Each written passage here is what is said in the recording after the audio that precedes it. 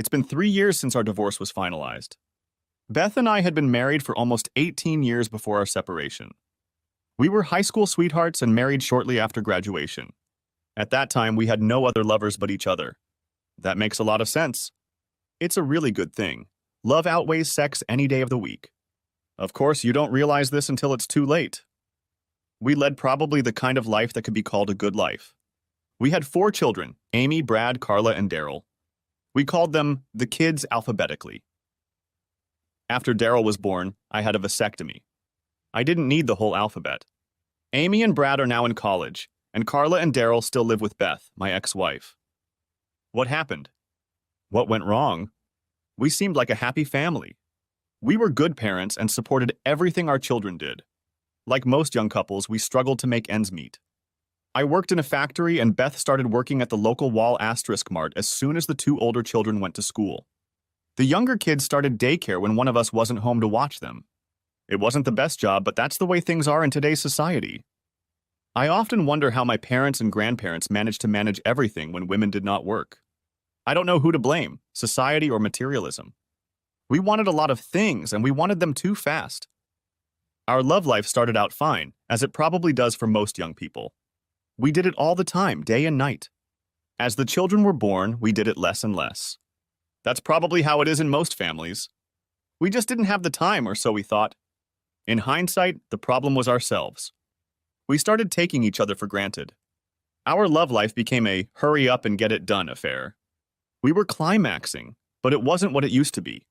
Sweat and, I love you so much. In a way, I guess it became boring, but only because we weren't putting love into it. Eventually, I was promoted to supervisor. Our financial situation became much better. As the kids got older, we were able to go out occasionally. Dinner and a movie was nice. It put some sparkle back into our somewhat dull relationship. I think all marriages go through this. You love each other but take each other for granted. Beth came home one day and said she wanted to go out with the other girls from work. I didn't see any problem with that, since our children were old enough to take care of themselves. This happened about 4 years ago. Beth dressed in slacks and a blouse. She looked pretty good. Like many women, she was always worried about her weight, but she thought she always looked good at any weight. When she got home, I asked her if she had a good time. She told me that she had, and about some of the other girls. I have nothing against Wall Asterisk Mart, but many of the women who worked there were divorced and separated. That didn't strike me as the type of person Beth should be having fun with. I told her that, and she got mad at me for belittling her friends. I didn't do anything like that, I told her. It's just that these women will be looking for men, and you'll be with them. She looked at me a little confused. We'd been together for 18 years. I knew all her moods. I knew I'd hit a nerve. Well, have you danced with any of the men? I asked. She delayed answering, but then said, I didn't do anything wrong. Yeah, I danced with a couple of guys, and that's about it. I knew a little more had happened, but I didn't bring it up. She told me that she and her friends were going to get together once a month.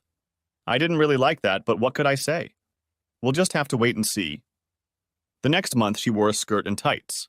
I watched her get dressed. She didn't say anything to me. I told her I would wait for her upstairs. When she walked in, it was past midnight. She looked at me and went to her room to change. As she headed for the bedroom, I asked her, You were wearing pantyhose when you left. Where are they? It was hot, so I took them off, is all she said. Beth, this is getting out of hand. We need to talk, I said. She asked me to leave the room so she could undress. I told her that she had been undressing in front of me for 18 years, and I wanted to know what was so special about this night. I walked over to her and took her hand. It was something I had never done before. Please don't, Jerry. I'm begging you. Please don't. Well, I guess that answers the question of why there are no tights, doesn't it? Remarked I. I'm sorry, Jerry. It just happened. I was drinking at this party, and Joe kept telling me how beautiful I was, and then he kissed me and started touching me. I've never been with anyone but you, Jerry. Girls kept telling me how good Joe was, and I let it happen. You've had more than one man, haven't you? I asked. When Joe took me, I was lying on the bed, and then a couple other guys came in and took advantage of me too.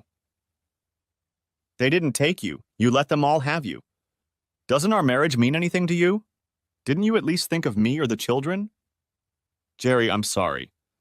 It wasn't love like you and me. It was the best sex ever, and I loved it. Barb, one of the other girls, is married, and she told me that she and her husband like to change. I don't want to lose you, Jerry. Please go with me once and try it, she begged. I needed to think. My thoughts were scattering in different directions. I told her I didn't want to talk anymore. My mind didn't understand what had just happened. I told her we could talk the next day. That night I would sleep on the couch. In the morning, after the kids were gone, I got dressed and went to work. Beth was still asleep after a hard night's sleep. I couldn't take my mind off work, so I took the day off. I walked over to where Beth was working and approached her. She smiled at me. She was the cashier that day, and her friend Barb was sitting at the next register. I read the name on her name tag. Honey, why aren't you at work? Her friend Barb kept her eyes on me. I'm going to see Jeff, our lawyer, today. I'm going to get a divorce. I turned and walked out. Behind me, I heard Beth yelling at me to wait. She had a customer at the register and didn't know what to do. She must have been in a panic. I didn't wait, briskly walked out the door, got in my truck, and drove off. I immediately went to the house and packed up almost all of my clothes. I put everything in boxes and loaded them into the truck. I had no idea where I was going, but I knew where I didn't want to be. I left a note for my kids. I told them that their mother and I were divorcing, and she could explain everything to them. I'd really like to know how she was going to explain it. Probably going to make it all my fault. She was good at blaming me for everything. I ended up going to my parents' house. They were in their 60s and had been married for over 40 years. I told them that Beth and I were separating and would probably divorce. I know it hurt them because they really liked Beth and it was probably a shock. I told them I needed a place to stay and they offered me a whole basement. It had been completely remodeled and there was a nice bedroom and even a small kitchen and living room. They said I could stay there as long as I needed. They didn't use the basement anymore. They didn't like the stairs. About 2 years ago, they moved the washer and dryer upstairs after Mom had her hip replaced. I may get a little confused telling you this story. I have so much to tell you. I know you want to know about Beth and what the children thought and what the lawyer and a few other people said. I told Mom and Dad that Beth wanted more freedom. It was hard to explain that she wanted to have fun with other people. I didn't want to tell my parents that. I just told them that we felt differently about a number of things and didn't think we could come to an agreement. They weren't happy with that explanation, but it was all I could tell them at this point. I did get to Jeff, our attorney, and he told me that Beth had already called twice. I asked him who he would represent, me or her. She doesn't want a divorce, Jerry. She thinks you can work things out. Answer my question, Jeff. Are you her lawyer or mine? I asked again. I'm hers, Jerry. She called me first and I agreed to the case. I'm sorry. If you had called me, I would have been yours. Please talk to her, Jerry. You're both my friends, and I hate to see you both in divorce court. Did she tell you why I left, Jeff? Why I want a divorce, I asked. She said you two had a fight because she went out on a date. She got drunk and cheated on you, he replied. Truth time, Jeff. She went on a date after I told her I had a bad feeling about it. She had fun with 3 men and then asked me if I wanted to switch with her friends. So much for the occasion, Jeff. I'm going to meet Sally Black. We both know she's the best in the business. I'll have her give you a call as soon as we work out a plan. Thanks for everything, Jeff. I turned around and walked out. Sally was the best divorce attorney in the state. She was as intransigent as the rest of them. I knew several men who had gone up against her, and they had all been brought out in the open. I called Sally and she set up an appointment for me the next day. She asked me not to talk to Beth until our meeting. I asked her about the kids and she told me to have the parents call them and tell them we would talk in the next couple days. My parents called the kids and talked to Amy, our oldest. They told Amy that I would call them and talk to them in the next few days. They said that if any of the kids had an emergency, have them call them. They also said that I would be staying at their house. About 2 hours later, Beth called home. She told my dad that she needed to talk to me. I shook my head, refusing, and my father said that my lawyer had forbidden me from talking to her that day. I would call her after I met with my lawyer. I heard Dad say to Beth, Beth, I don't know what happened between you two, but you must have hurt Jerry terribly. I've never seen him like that. He talked some more and hung up. He looked at me and said, Beth said to tell you that she loves you and she shouldn't do that to your family. I was furious. I knew she was going to take it out on me and make it my fault. Mom wasn't in the room, so I told my dad the truth. I asked him not to tell Mom because it would crush her. She loved Beth. When he left the room, he had tears in his eyes. My father was a rather sentimental man. The next day I went to work. The plant didn't allow me to take personal calls except for emergencies. I told the manager that I had filed for divorce and made sure that no calls from Beth were forwarded as emergencies. I was glad to be working. It helped me focus on something other than Beth. I met up with Sally after work. She was a beautiful lady, but mostly businesslike. "Jerry, what do you want to have happen here?" she asked. "Wow, I guess I'm not quite sure. You see, I love Beth. I love her very much, and I probably always will. I don't want to destroy her or anything. I just can't have the lifestyle she wants. I don't want to share with her, and I don't want to have sex with anyone. I'm a little worried about the kids. I know they're all grown up now, but I don't want her bringing all the Toms, Dicks, and Harrys into the house. While I don't think she's capable of that, I also didn't think she'd cheat on me." Sally spoke up. "Jerry, people go through this every day. We can do whatever you want to do. I take it you don't want the affair situation to go public for the sake of the kids. You have to support them, and we can determine the amount. You can give or take whatever you want. You're in charge here. We may have to use the affair as a weapon to settle things, but in the end we'll come to irreconcilable differences. Is that all right with you?" "You are my lawyer." "I'll take your advice," I replied. "You're getting a pretty big paycheck right now. Since she's working, we can probably get by with $500 a week in child support, and when the kids turn 18, kick back $50 a week. There will be no spousal support, and when all the kids turn 18, the money will stop. You will also be responsible for their medical care. As for higher education, it is up to you to decide if you want it.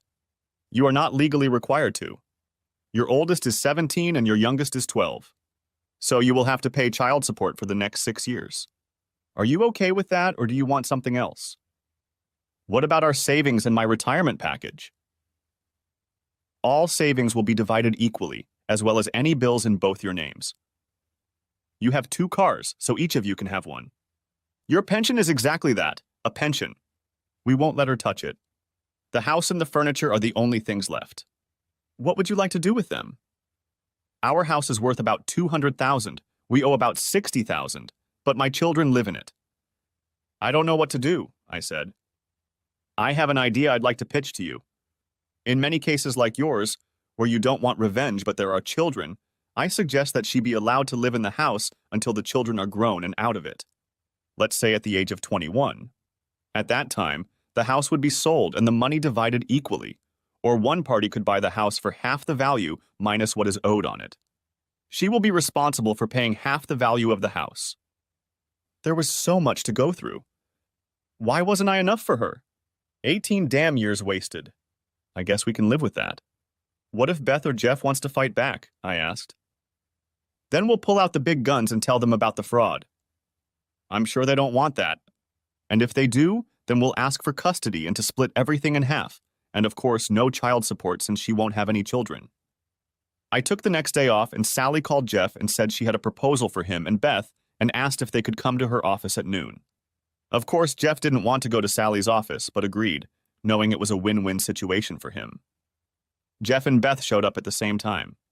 I figured Jeff had told her to wait for him in the parking lot. We sat at the table, Sally and I on one side, Jeff and Beth on the other. Jeff spoke first. He knew Sally and wasn't happy to be on the opposite side. "It's good to see you again, Sally. I know how you work and like to get to the point. Before you make us an offer, Beth would like to talk to Jerry alone." "No," I said. "She told me everything tonight. I won't talk to her until after the papers are signed. Everyone here knows why I'm asking for a divorce." I looked directly at Beth. "If you are afraid of your private life being exposed, please listen to my offer. I consider it very generous." Sally said, "Well, that question has been answered. Mrs. Cohen, Jerry has made you a very fair offer." Sally handed a copy to Beth and a copy to Jeff. "He will cite irreconcilable differences as the reason for the divorce. As you can see, he has provided you with a decent income while your children live at home. The only point of contention is the house. I think Jerry was very fair in his offer here as well." Jeff spoke again. We need time to study this document and think about a possible counteroffer. Sally, I'll talk to Beth and get back to you in the next couple days. Jeff, just to be clear on this matter, there will be no counteroffer. If you refuse this offer, which I think would be very unreasonable, Mr. Cohen will file for adultery and claim custody of the children and the house. Beth lifted her head and cried. Sally was playing hard to get, and it hurt to see Beth crying. Beth grabbed the pen and asked where to sign without even reading it. That's when she cried for real. She was afraid of losing her children. Mrs. Cohen, please calm down, Sally replied. Jerry doesn't want to hurt you or the children. Please take a day or so, as Jeff suggested, and see if everything is satisfactory. We may have overlooked something. Forgive my threatening tone, but I wanted to make it clear that we are offering a very favorable arrangement. Jerry will make sure that you and your children are well taken care of. So please take this document and discuss it with your attorney and Jeff, and I will discuss it tomorrow. Sally handed Beth her box of tissues. Beth picked up a couple of tissues and looked at me while her tears subsided a little. Jerry, I really do love you no matter what you think. I was just hoping that some time would pass between us and we could be together again, but I can see that you've already made up your mind. No, Beth, you made the decision for me. You want the freedom to do what you want, and I'm giving it to you. The only thing I ask is that you keep your lovers away from my children, or I will take them away from you. That's a promise. Beth started crying again, hurrying out of the building. Jeff said goodbye and told Sally that he would probably see her tomorrow or the day after. Sally looked at me and said that it looked like I was going to win this case. I told her that there are no winners, only losers. I had lost the only woman I had ever loved, and my children were now living in a single-parent household. No, we didn't win. We just got a fair settlement. My daughter Amy took the younger two to my parents to see me. I was happy to see them. They kept asking questions, and I told them that their mom and I don't get along, don't agree on some important issues, and we're going to get divorced. I tried to explain to them that their mom and I will always be in their lives. We just won't be together. Daryl, I'll be at your games. I won't miss them. And Carla, when volleyball season starts, I'll be cheering for you in the stands. I will always be a part of your life. I hugged and kissed them all while they told me how much they loved me. I gave them my cell phone number, and of course they could always call me at Grandma's house. Brad showed up a little later. Dad, I have a question for you. Did you cheat on Mom? No, Brad, I would never cheat on your mother. Why are you asking me that? Jim, my high school buddy, and Travis, our neighbor, said their parents are divorced, and in both cases their father was caught cheating on their mother. I was hoping you hadn't done something like that. God, I love you, Dad, and I'm going to miss you. Brad, you won't miss me. I'm not leaving the country. I'll always be here for all of you kids. It's just going to take some time to get used to our situation. Chapter 2. Well, the divorce was finalized and I kept my promise to the kids. I went to most of their school events. At most of them, I saw Beth. She was a good mom, and if she had anything to do, she kept it to herself. I would like to point out that Beth and I have always been on good terms. We got together for our children's birthdays and other special occasions.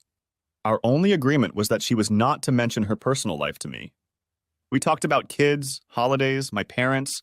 No topic was off limits except her personal life. A couple times she would start saying something about a male friend or something like that, and I would get up and leave. The agreement that Sally and I drew up, we all signed. I wasn't there when Beth came to sign it. Sally told me that Beth took it very hard. We argued with Jeff several times about what credit cards would be paid and by whom. I guess it was his way of saving face. I told Sally that if it came to a fight, I would pay.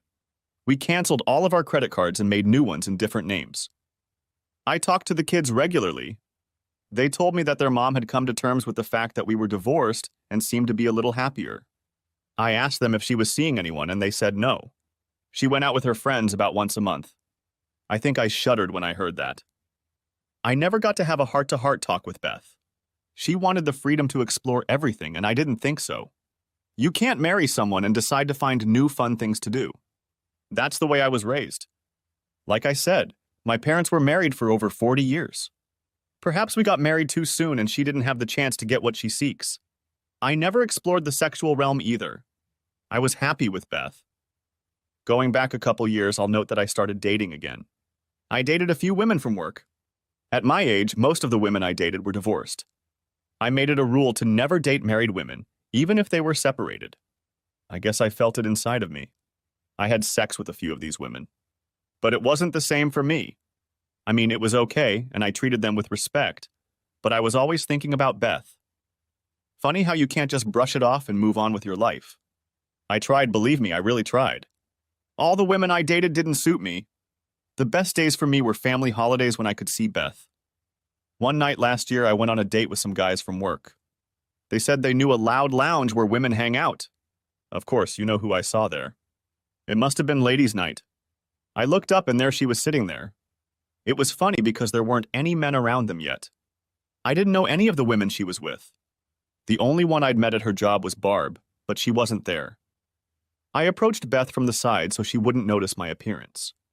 "Would you like to dance?" I asked. "Jerry, what are you doing here?" she asked. "Just out with the guys." "Are you waiting for someone or do you want to dance?" replied I. No, I'm not expecting anyone, and yes, I would love to dance with you." "Let me introduce you to my friends." She listed half a dozen names and then said, "All of these women are members of our card club. About once every 6 months we meet rather than play cards, and it just so happens that tonight we are just about to have a dance. How about a dance?" We went up to the dance floor and I put my arm around her. "Just like old times, isn't it?" I said. She looked up and smiled, and I pulled her against me. We did 2 slow numbers in a row, and then the band started fast. "I've never been able to dance to songs like that," I said as I walked her to her table. She looked chagrined that I had taken her to the table. "Ladies, it was nice to meet you. I better get back to my friends." When I left, it didn't feel right. I didn't want to see if another man would approach her. I told my friends that it was time for me to leave and I would see you later. As I walked out the door, I turned around and saw Beth looking at me. The next day, I got a call from her. She said she was happy to see me out and she enjoyed being around me. She asked if I would help organize Amy's wedding reception. My oldest daughter was getting married. It seemed like just yesterday that I had held her in my arms. Now she was ready to start a life with her boyfriend. It was funny that Beth called the day after I saw her, because I knew Amy's wedding was still a year away. I told her I thought it was a little early since it was so far away. She said that reservations and such had to be made in advance. I suggested she call Amy and make arrangements with her. After all, it was her wedding. After they had put their ideas on paper, I would take care of the financial matters. She said that everything was fine and that she would call Amy and get started. I wanted Beth to know that one dance wasn't going to get us back together. I called her about a month later to ask how the plans were going. Carla picked up the phone and told me that Beth had gone out with friends. I was furious, but really had no right to be. We had been divorced for over 2.5 years. I asked Carla if her mom went out regularly, and she said about once a month. I called my buddy Pete and asked if he wanted to go to the lounge. He was also divorced and liked the ladies. We entered the hall, and it was full of people. I saw Beth sitting with a group of people, men and women. I decided to hell with her. I was going to find another woman to dance with. I saw a young girl, probably in her early 30s. She was dressed very sexy, wearing a miniskirt and no bra. Pete said, "Damn, that's great. Check out these girls sitting alone." The girls were sitting with other women dressed about the same. They were only a couple tables away from Beth and her friends. I was walking towards Beth's table when she noticed me. Her mouth dropped open and I walked past her table and headed towards the table with the sexy young chick. "Do you want to dance?" I asked her. "Sure, I like older men, especially handsome ones," she replied. I knew she'd said it loud enough for Beth to hear her. We stood up and I pulled her against me. I didn't hold her hand, but I wrapped my arms around her and pressed her breasts against me. "I'm Jerry and you're a very nice woman." I was dancing almost in front of Beth's table. "I'm Rachel and it's nice to meet you, Jerry." I held her close and tried not to look at Beth. The men at Beth's table were staring at Rachel's legs. I pulled up her skirt so they had something to look at. The next song was a fast song, but Rachel and I stayed on the floor and danced. I knew it turned Beth on, since I had never danced fast songs with her. Another slow one followed, and I grabbed Rachel and pulled her tightly against me. I slid my hands down once and squeezed her buns. She just smiled at me. At the end of the song, I walked her back to my table and told her that maybe we could dance again later. Rachel replied, "I'd love to." Pete had just returned to our table as well.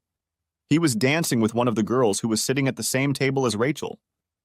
I was sipping my drink and Pete looked up and said, "There's a pretty girl."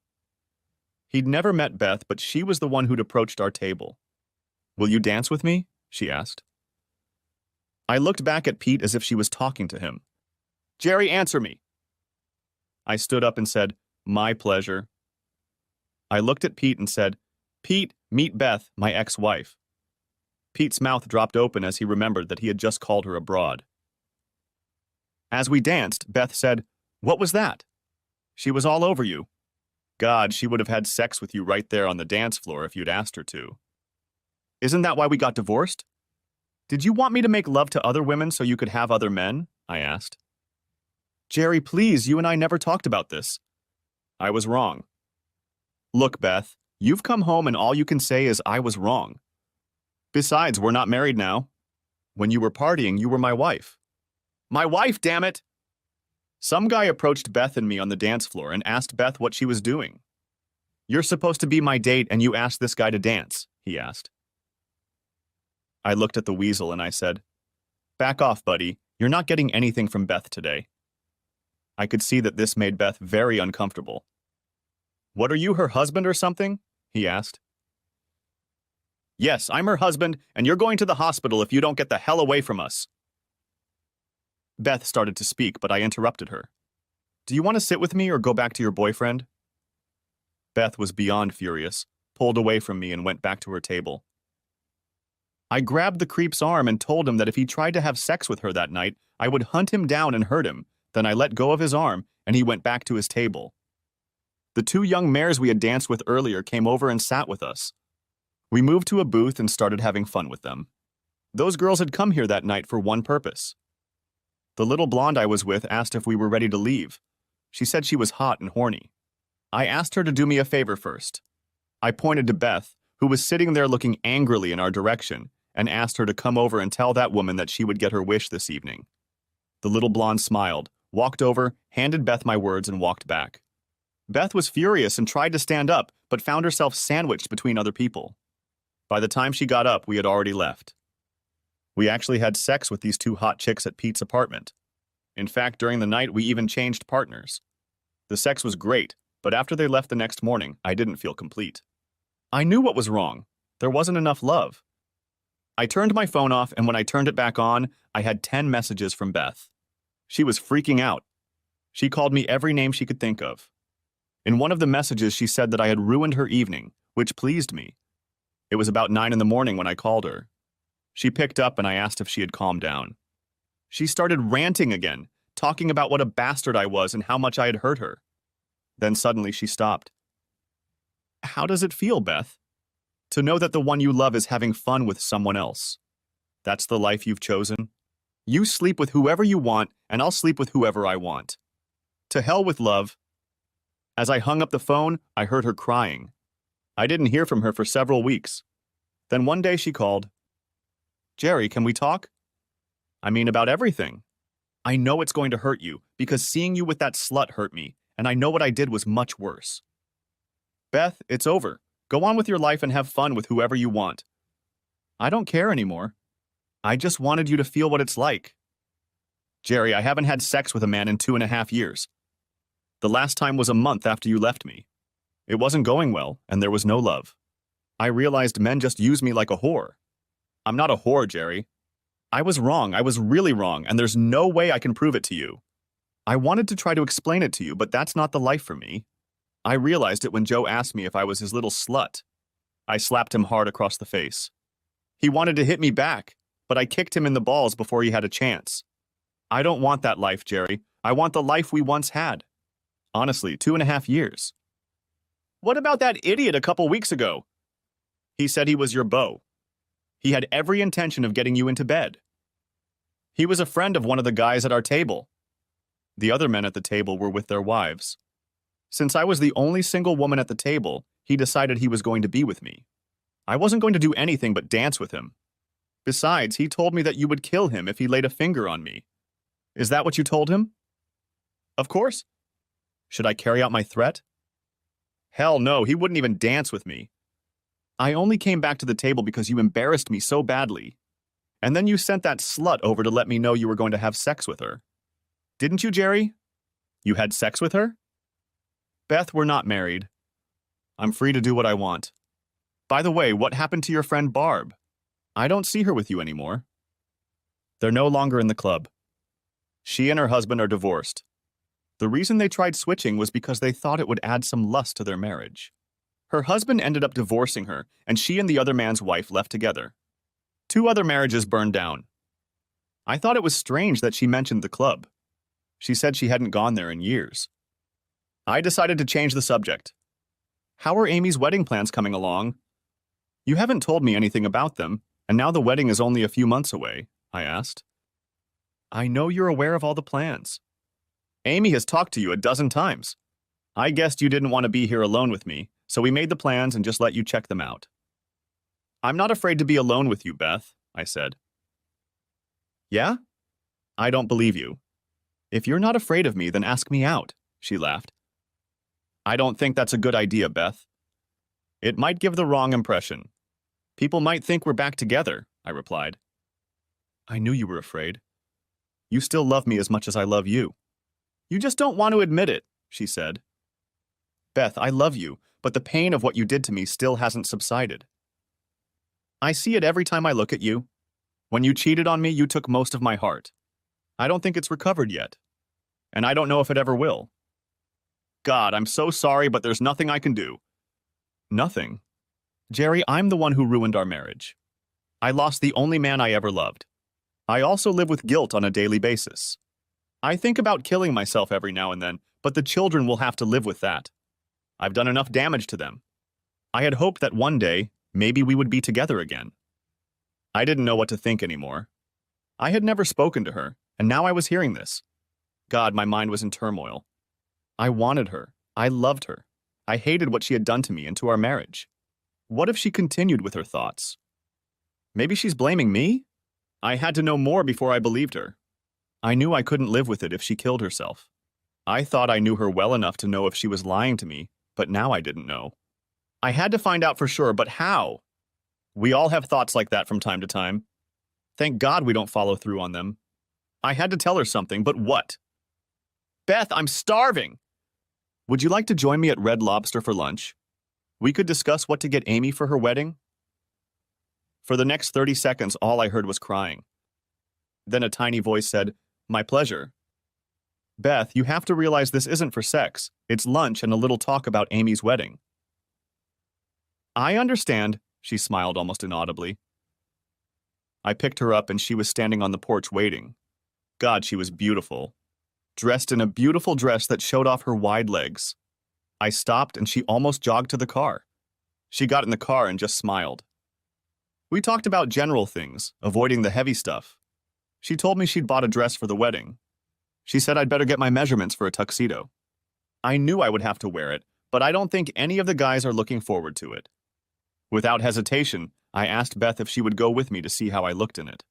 I hadn't worn it since our wedding almost 22 years ago. She looked surprised, and so did I. It just came out.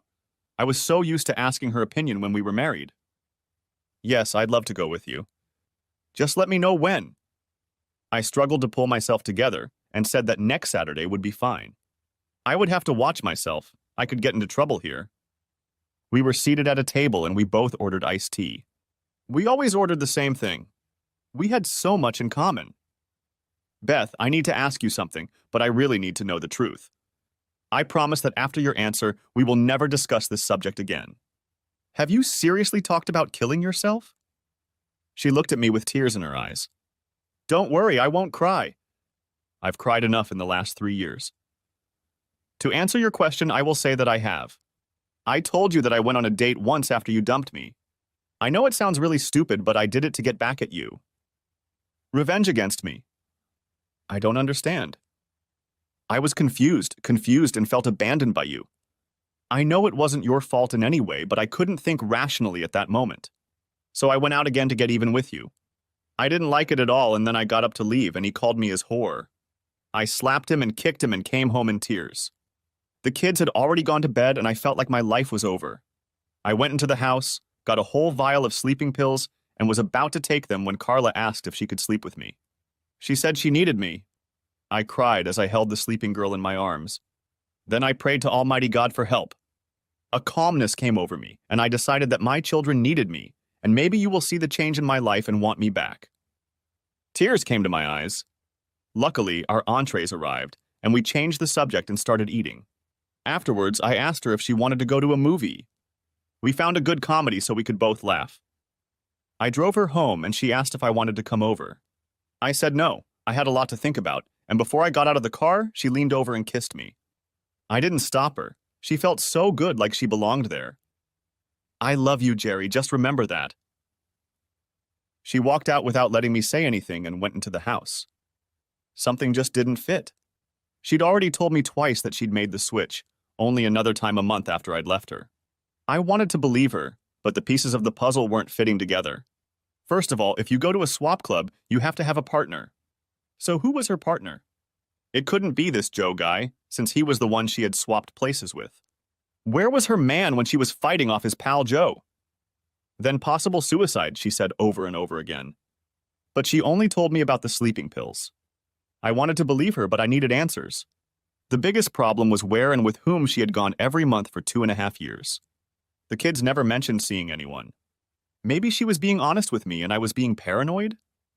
All of our free time was spent preparing for Amy's wedding. I had lunch with Beth, Amy, my son Brad, and Amy's fiancé Ben. We went to the tuxedo fitting.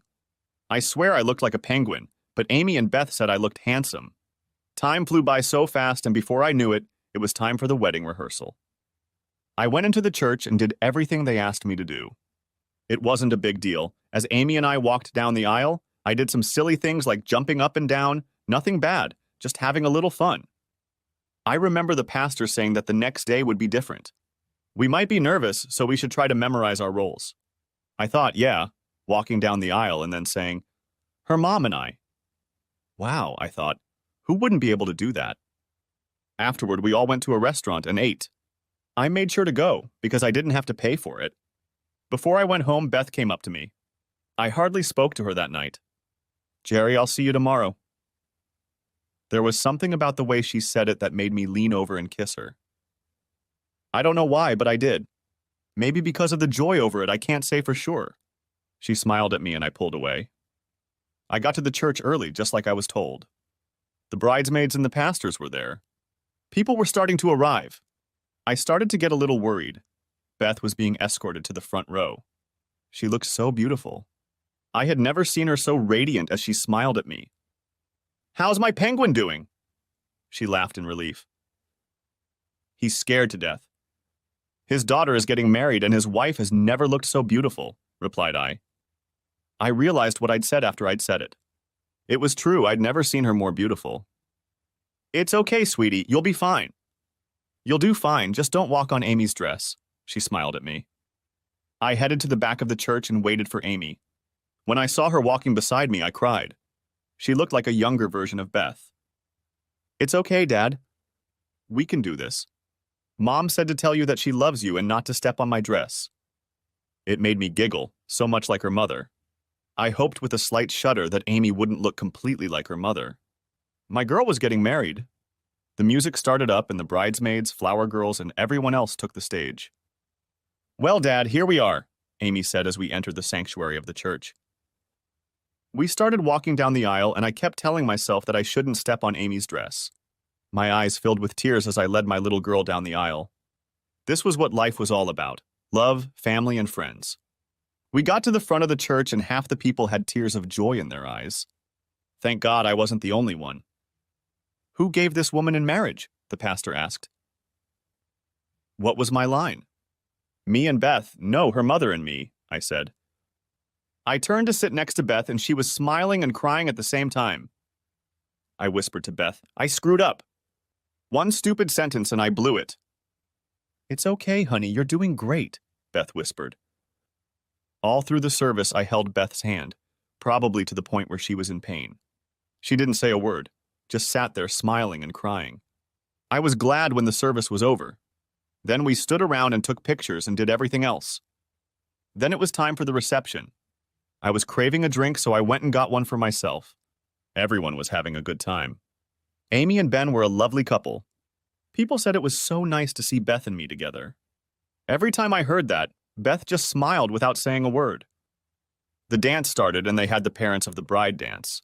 I took Beth out on the floor and started dancing. People started clapping for us. I looked around at all of our kids who were all smiling. I looked at Mom and Dad and they both gave me a thumbs up. Everyone seemed to have confidence in us except for me. After the wedding, Beth asked me if I would drive her home. Of course I said yes. When we pulled up to the house, she asked if I would come in. I replied, "The kids will be home soon, and I don't want them to get the wrong idea." "They've already got the wrong idea. They went home with your mom and dad and will sleep in your bed." "The only place you can sleep tonight is my bed or Brad's bed," Beth replied. "Will you open the door for me?" She smiled. I decided to hell with it. She wanted me, and I decided to follow my heart. I wanted to make sure I didn't propose to her or anything. I still had too many unanswered questions. I went out and walked her to the door. I opened it and she told me to come in. "Jerry, you don't have to marry me today. Maybe that time will come, maybe it won't. I want you to make love to me tonight like you used to." I walked in and we both slowly undressed. She is the most beautiful woman I have ever seen. She told me it was because I was looking through my love glasses. That night we made love again and again. In the morning we made love again, and then she made me breakfast. "Jerry, I'm not going to push you or rush you, but I'll always be there for you. For as long as it takes." I smiled at Beth and walked out of the house. I didn't even kiss her goodbye. I wanted her to know that the sex had been great, but I wasn't ready yet. Now I had a new problem to think about. Beth was doing things to me that we had never done, and yet she had been without a lover for almost 3 years. Something was wrong. I knew it, but I couldn't figure out what it was. Everything was too good, too easy to put together. For over 2 years, Beth had never once mentioned getting back together. In the last year, she'd started throwing herself at me. I needed to know more. When I got back to Mom and Dad's house, everyone had already left. Dad asked me if everything was okay because I looked out of sorts. I explained to him that something was wrong and I needed to find out what it was. Even though it was Sunday, I called Sally, my lawyer. I explained the situation, and she thought it was strange too. She advised me not to say anything for a few days. She has a private investigator who will find out what is going on. Beth called on Monday and invited me over for dinner. I told her I was busy and would take dinner some other time. I had some things to do. I didn't tell her that I was tortured by the thought of putting 2 and 2 together and coming up with 5. On Thursday, Sally called me at work and asked me to come to her office as soon as possible. She said it was very important. I asked for time off and went to Sally's office. When I got there, Sally told me what I didn't want to hear. I was right about Beth. She was in a swap club and her partner was Jeff, her lawyer. Apparently, after I left, Jeff decided to take my place. Beth never decided to give up her lifestyle, but she kept it from me. I asked Sally why she had come back for me in the last year. She had her own freedom and her own life. Why bother me? It's all about money, Jerry. She's borrowed $100,000 in the last 3 years. Instead of $60,000, you owe $160,000, Sally said. How did she get it? Didn't she need my signature to borrow money against the house? I asked. No, when you settled on credit cards, one of them was a cash loan. You could borrow on it continuously up to a certain amount. Yours is almost up to that amount now. Your friend Jeff slipped past us. There was no way of knowing when you agreed to repay the loans. Sorry, Jerry, I should have followed up on that after the divorce. We don't usually do background checks unless we're asked, and Jeff certainly wasn't going to ask. Sally, when I spent the night with her, I checked the cabinets for the medications she was prescribed. There weren't any, so I called the doctor, and he told me that he had never written a prescription for sleeping pills in the last 3 years, and that Beth had been getting all her physicals. He said she actually comes in once every 3 months, not 6. I asked if she had asked to be tested for any sexually transmitted diseases, and he said she had been tested and was clean. Thank God for that, I thought. Thanks to the medical bills I was paying, at least I could figure it all out. Well, Sally, what do we do now? Asked I. The only debt you incurred is the house. We'll put a lion on it for $40,000, and if she ever tries to sell it, you'll get that part of the equity. The rest is your loss. As for the children, 2 have already left home.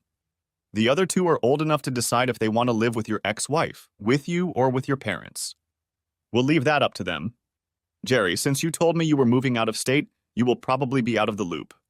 I'm sure they will want to finish the last years of their high school education here. Thanks for everything, Sally. I guess it's up to me now. Please call and put a lion on the equity in the house.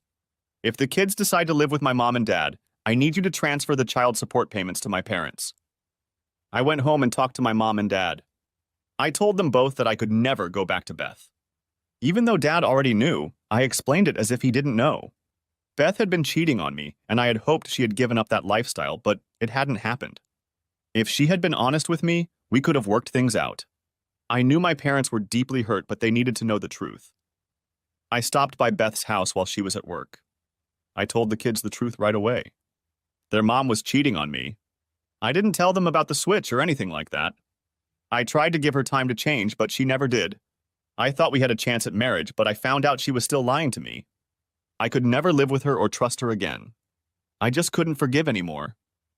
Now I had to tell them I was leaving the state. They could come with me, stay with my mom, or live with my grandparents. Both of the younger children said they would stay with their mom. Even if she had boyfriends, she never brought them into the house. Carla told me she never saw any strange men in the house. The only one who came to visit, other than relatives, was Jeff. They had known him for years. I didn't have the heart to tell them that Jeff was one of her lovers. They all cried, saying they would miss me, but I explained that I would only be 5 hours away if they needed me. They are also welcome to come and visit me anytime. When are you leaving, Dad? Asked Brad. Next week. As soon as I'm settled, I'll give you my address and phone number. I love you all and will help in any way I can. I called Beth at work. It was something I've never done. Beth, meet me at the tavern. I need to talk to you away from the kids. She said she'd be home from work in an hour and would be there. I know she must have thought her plan had worked and we would be together again. When she came in, I started our conversation. Beth, I've been doing a lot of thinking. Because of Amy's wedding and making love to you, everyone thinks we're back together. It's all happening too fast for me. Do you know that no one knows why we got divorced in the first place? I look back on your life over the last 3 years. Where's the pain? The pain I felt when I found out you cheated on me. There wasn't any. Sure, your financial situation suffered a little bit, but nothing more than that. She looked at me a little concerned. I continued, our night together was the best night of our lives. You did things with me that we've never done before. I remembered that you always thought it was too dirty, but here you are doing it. It made me wonder where you learned that. Jerry, I can explain that, she said. Here's what I need you to explain. You told me you hadn't been with anyone in 2.5 years. Why did you lie to me? You had bachelorette parties every month. It seems like the women you met at work and at the card club were also members of the swap club. So I guess you were having sex after all. She started crying again. Because of you having sex with other men, we got divorced and you never stopped doing it. Go ahead and explain that. Go home and tell your kids why I left in the first place. They deserve to know, and they're old enough to handle it. I've already talked to them. Geez, Jerry, you didn't tell them about me, did you? She asked. It's always about you, isn't it, Beth? Never about your kids or me. I told them you were having an affair and cheating on me. Jerry, I'm so sorry. You left me, and what could I do? I'm a woman, and I need to be loved. You don't need love. What I did last night was love. You need unlimited sex partners. Did you think I'd never find out? How the hell do you think I'm stupid? I thought, what if we got married and then I caught you cheating on me again? And then it hit me. Your lover Jeff is behind this setup. Jeff? How did you find out about Jeff? Oh God, what have I done? What have you done? You've ruined many lives, including your own. You have abandoned a man who truly loved you and was almost ready to come back to you. You have lost the respect of your children, even though they will still live with you. You have hurt them all deeply. You lie and cheat, and now you want to steal from me as well. The love I had for you is still there, but buried deep in my heart. A few years from now, I want you to think about what could have been. Your looks will fade, your children will be gone, and so will your money. I think you'll be left with a bunch of old friends and, of course, Jeff. I doubt he'll stay with the poor slut. She was already crying hard. Jerry, I really love you. Please stay with me. I'll go to therapy or whatever you want. I turned to her and said, I forgot to tell you, I'm moving out of state and leaving next week. Thanks for the goodbye sex. You're really good in bed, but of course you know that as well as God knows how many men. Goodbye, Beth. Have a nice life. I knew Jeff was behind the setup. If I remarried, it would mean that I would adopt her lifestyle and our old prenup would be null and void. For the last year, she and Jeff have been playing me for money. She was already down $100 a month and back into debt, but she was living the same way she always had. That must mean she's racked up a hell of a lot of debt. What a stupid woman. Epilogue. I finally got to move on with my life. It hurt for a while, but I put it all behind me. Did I love Beth? Of course I did, but her transgressions were too serious. A few years passed and I met someone. She was a few years younger than me, beautiful, articulate, and fun. She told me she was divorced. She had 2 children who were barely out of their teens. When I asked her what caused the divorce, she said, a cheating husband. He wanted the so-called good life, the include other people style. That wasn't for me. I'm a woman of the same type.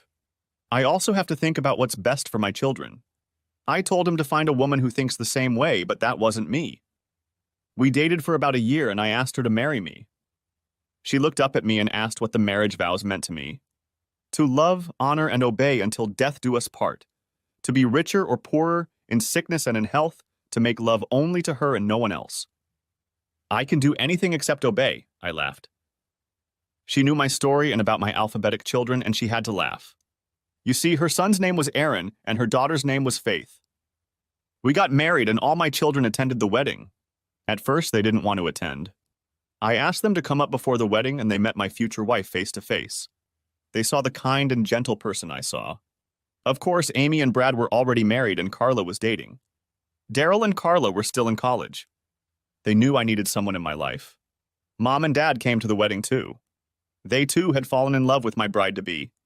They knew my life was getting back on track. My wife looked beautiful, petite, and sexy as hell. Why any man would want to share her was beyond comprehension. We went on a short honeymoon, and on the way back, we stopped by my mom and dad's house. I showed my new wife the town I was from and the house I lived in. Beth had to sell it because of debt. I got $30,000 for it, thanks to Sally, my lawyer. We came home and started a new life. It was a simple life, but we were happy with it. We enjoyed it to the fullest, and our lovemaking was amazing. We only had one problem, but we were able to work it out. You see, my new wife's name was Bethany. I remember her looking at me and saying we should do something about it. She didn't want me to call her Beth, so we decided to call her Sweetie. She told me that she didn't care what anyone else called her, but she didn't want to hear anything out of my mouth other than the word Sweetie. I remember asking if I could call her Sweetie sometimes. She smiled and replied, "That will be good too. When we make love, you can call me anything but Beth," she laughed. I don't know what Beth is doing. I cut her out of my life. The kids see her and say she lives in the apartment alone. They said she seems to be doing well. As far as dating, they think she is dating, but doesn't really talk about it. They said she cried when she found out I was getting married. Of course they love their mom and take care of her. She'll be fine, they said.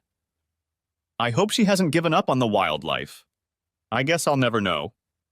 I remember the last thing she said to me. Jerry, I really love you and I want you to know that I will wait for you. I know you will come back to me. I'll be here for as long as it takes. I answered her. Eternity is a very long time to wait. Thanks for watching. I hope you enjoyed it, so subscribe to my channel and watch the next video.